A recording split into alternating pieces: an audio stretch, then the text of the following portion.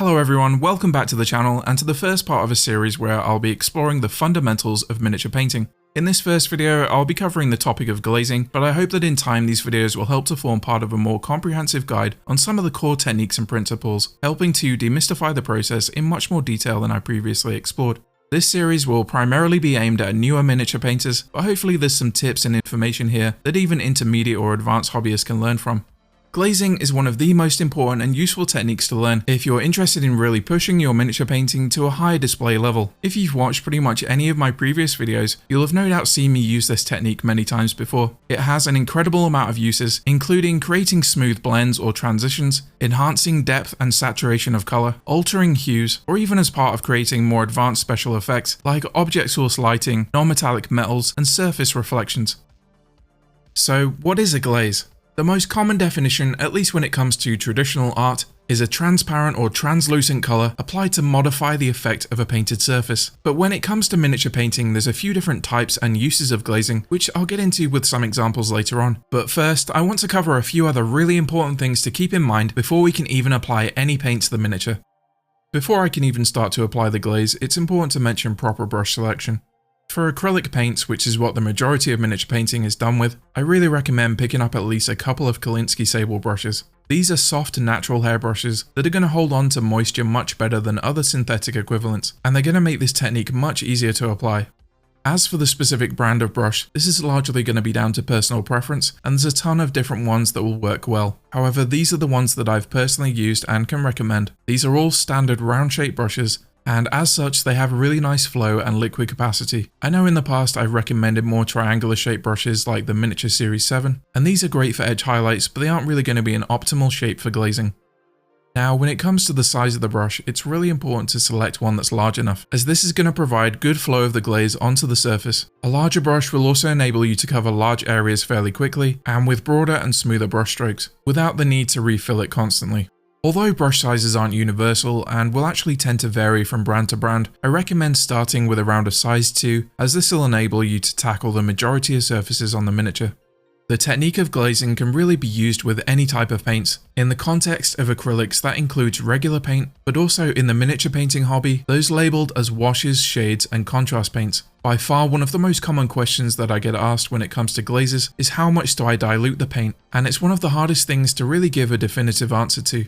Commonly, you'll hear people say around the ratio of 3 parts water to 1 part paint, and I would tend to agree that this is a good general starting point, at least when it comes to the majority of regular acrylic paints. Now, just quickly going back to that initial definition here, and we can see that the answer is really any paint that's at least transparent enough to see the underlying paintwork. This is going to vary heavily depending on the specific brand of paint being used, and how transparent the different color pigments are, and also how subtle is the desired effect. Starting from a semi-transparent or translucent glaze, and adding more water or medium into the mix will result in an increasingly more subtle effect. Glaze medium is a gel or liquid additive that is commonly used to improve fluidity, increase transparency and viscosity, and to more evenly distribute the pigment within the glaze.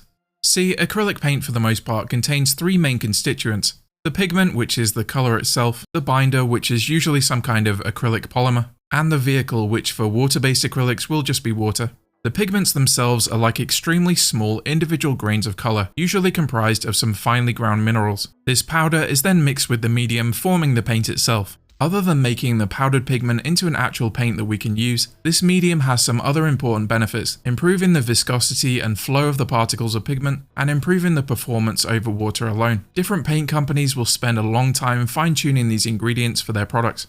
So when we heavily dilute paint, we alter this ratio of ingredients, in turn changing how the paint performs. With this in mind, it can often be beneficial to add an acrylic medium back into our glazes.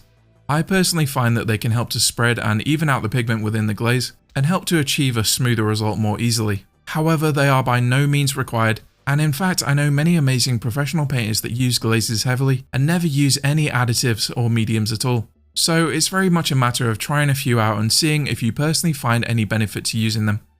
Anyone who's watched a few of my previous videos might have seen me using a Daler Rowney matte medium occasionally, and I've found that this is particularly useful to add to lighter paints with a more chalky finish. It's important when working with glaze mediums to only add a small amount to begin with, and to still continue to dilute this glaze down to the desired transparency using regular water. This is particularly important with heavy body artist mediums like this, as they're very concentrated with a paste-like consistency. When I work with this medium, I'll usually thin a small amount with water first, before adding it into the paint. One of the possible drawbacks of glazed mediums is that they can change and affect the surface finish, making it too glossy or too matte. For example, adding a matte medium onto a metallic surface can completely dull the finish of the metallic flakes. Alternatively, a finish that's too glossy can cause unwanted reflections. Now, sometimes this ability to change the finish can also be used to our advantage. An example of this is applying thin glazes of a mix of only medium and water to help unify the finish almost like a varnish. This can be very useful for disguising decals and other uneven finishes left by washes or shades.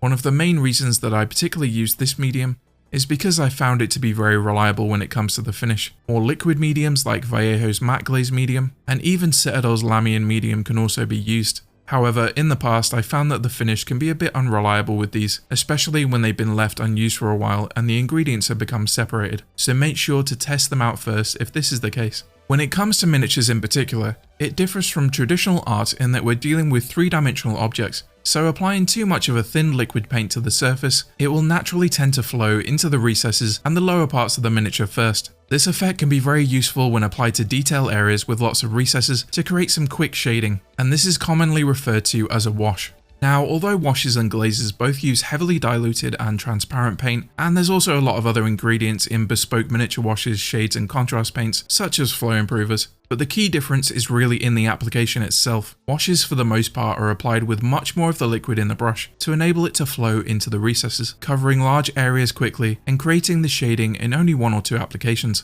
It's really important when thinking of glazing on miniatures as not only the transparency of the paint alone, but also the technique itself. Glazes require a much more controlled approach than washes, and instead we aim to build up the paint more gradually and over multiple thinner layers, trying to avoid too much pooling on the surface or recesses. This surface pooling is often the main reason that people will have issues with tide marks, as the majority of the particles of pigment are deposited at the outside of these puddles, leaving unwanted patches once dry. So it's really important to properly control the amount of paint on the brush, so it doesn't flood the surfaces as soon as we apply it to the miniature.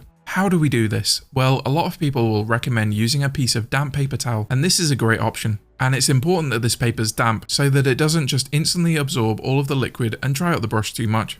Now, my own personal preference is to, instead of using the paper towel, I squeeze out some of the paint on the palette itself, and then use the side of my hand or glove to remove any further excess. I find this method is more convenient and a bit quicker, as my hand is right next to the miniature itself, and it's easy for me to test and adjust the consistency as needed.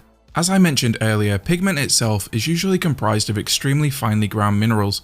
Although it's usually too small to see the individual grains of pigment itself, we can imagine these small insoluble particles suspended within the liquid medium. When we apply a glaze to the surface of a miniature, we are pushing these particles in the same direction as the brushstroke itself, and naturally more of the pigment will settle there. So ideally you want to work from areas of less intensity to more. As an example of this, we have two opaque colors here that I want to blend between to create a smooth gradient. This should now be possible with what we now know about how the direction of the brush affects the glaze. I first thinned down the paint to a roughly 3:1 glaze consistency.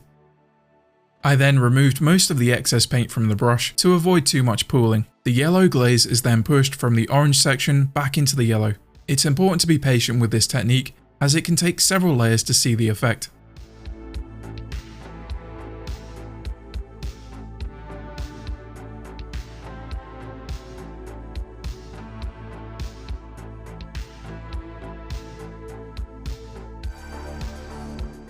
Once that was done, I then glazed back the other direction, this time pushing the orange glaze from the yellow section and back into the orange.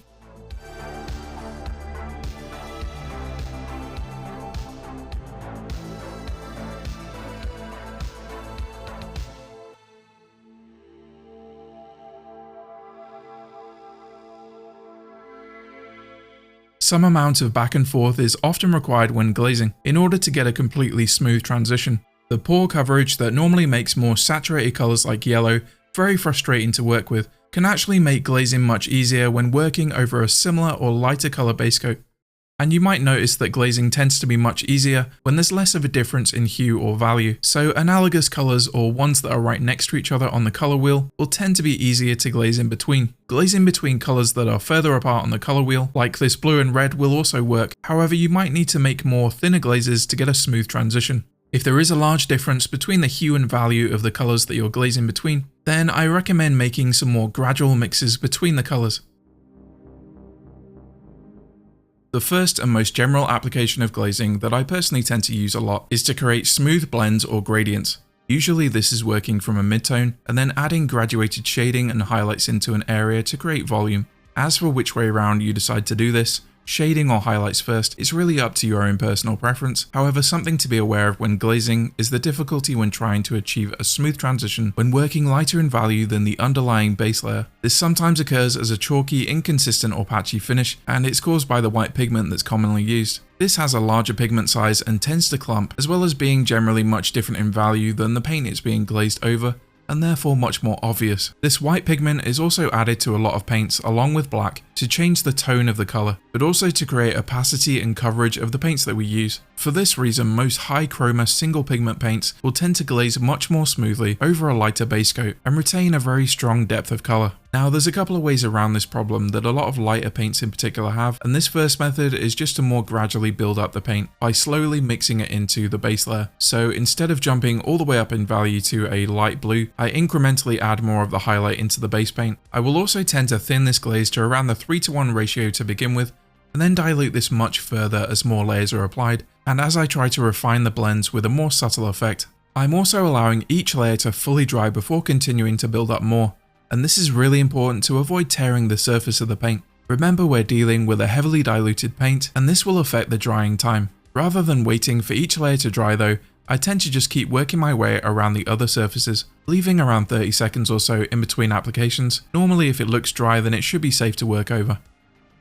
Another method to try to avoid the problems that these lighter paints have is simply to always layer up these lighter stages and then use darker glazes to smooth the transitions, as it's normally much easier to glaze darker in value. I've often used both of these methods and I find they both work really well. However, if you are trying to create larger high contrast blends, it can often be quicker and easier to use this second option.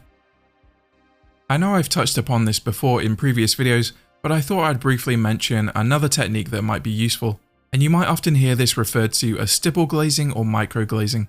This can be used in the later stages of refining and smoothing transitions, or even used to create subtle textures on areas of cloth and skin. This time holding the brush in a more upright position and using very little of the thin glaze on the brush. The nice thing about this method is it can be applied very subtly and avoids the usual marks that can be left from regular brush strokes, creating a more natural finish. This method is quite similar to a pointillist painting or even the tiny pixels on a digital screen, this time overlapping layers of translucent dots of paint that blend into one smooth transition when viewed at a normal distance. It's also worth mentioning that it can be very beneficial to use magnification when trying this technique. This method, as well as the previous ones, can also be combined with the final type of glazing that I'm going to talk about in this video. Filters can be used to tint and create very subtle shifts of hue on already established painted areas. This is a very thin and transparent paint. Think of it as mostly water, around 90% or more, with a tiny amount of the pigment remaining. Again, all of the previous things mentioned still apply, so it's easier to apply them over lighter surfaces and with more saturated single pigment paints.